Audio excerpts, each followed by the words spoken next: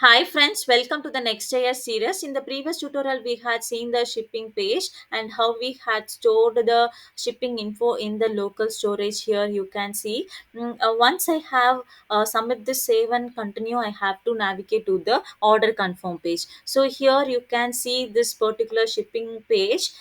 Here I have the page.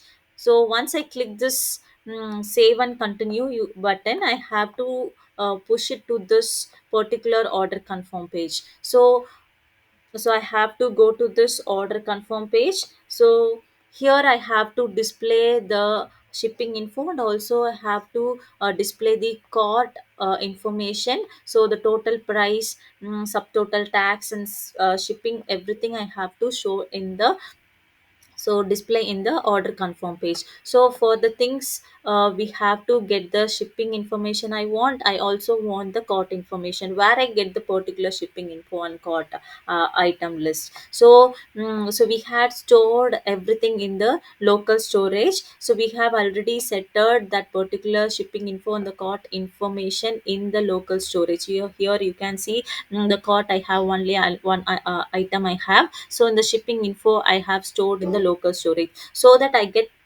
that particular local storage using the get item.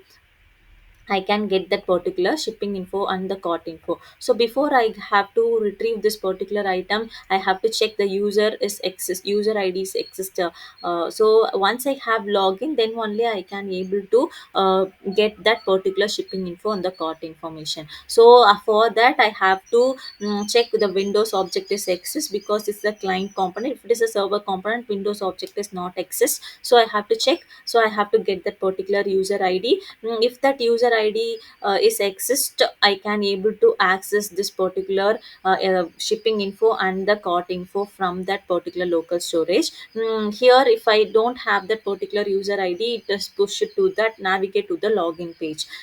So here you can get that particular shipping information from the local storage using this particular get item of that particular user ID.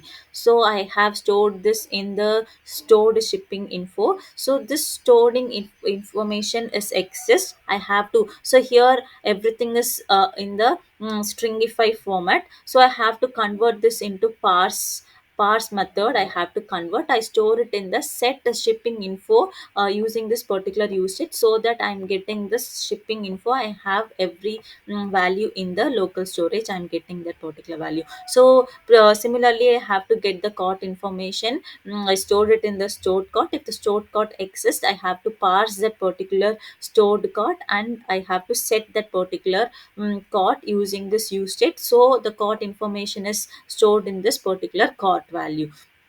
So here I have get that particular shipping info, and also I got this particular cart information. So what I have to do is I have to display that particular shipping info. I have that use state variable, everything I have in that particular use state variable. So I'm getting the shipping info dot full name. I'm getting that particular full name, address, I'm getting city, postal code, phone number, like that. So I have to calculate the total price of the order. For example, in the cart list, I have only one here. So I have to generate the total price, and also with the along with the tax price, shipping price, I have to generate. So for that, how we can calculate the particular? For example, you consider, I have in the cart item, I have two list. So one is one cart item is having a price of 12 and quantity is 4.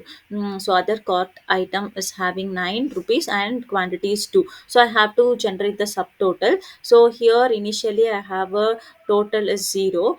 So I have to generate the total, right? So 12 into 4, you will be getting this particular 51. So second cart item, 9 into 2, you will be getting 18. So for the subtotal, I have to add this particular item. So you will be getting 65. So the tax price is 8 percentage. So 65, whatever the subtotal we will be getting into 0.08, you will be getting the 5. And shipping of a flat rate is 5 rupees, and the total price will be, this is assumption, you can take any value, you can give the shipping price maybe 25, or you can give accordingly. So here the subtotal will be the subtotal plus tax price plus shipping price is a total price value.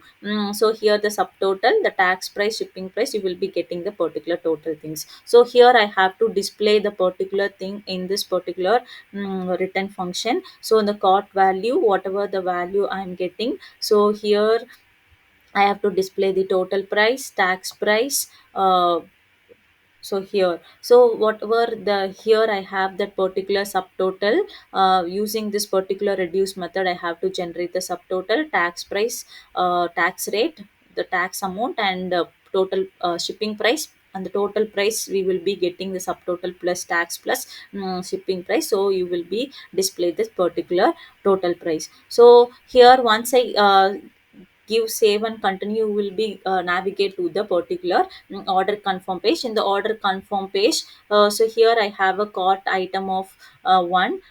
So that item total is 19, so the subtotal will be 19, and the tax price, the shipping price, the total price will be 31.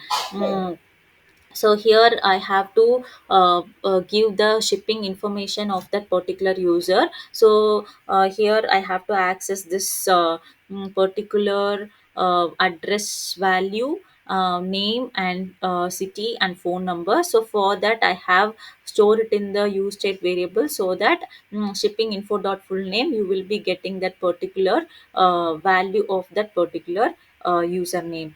So this is all about generate how to do a order confirm page. So next tutorial we will be seeing, once I click this proceed to payment, I have to go to the payment page. So that we will be seeing in the next tutorial. Thank you all of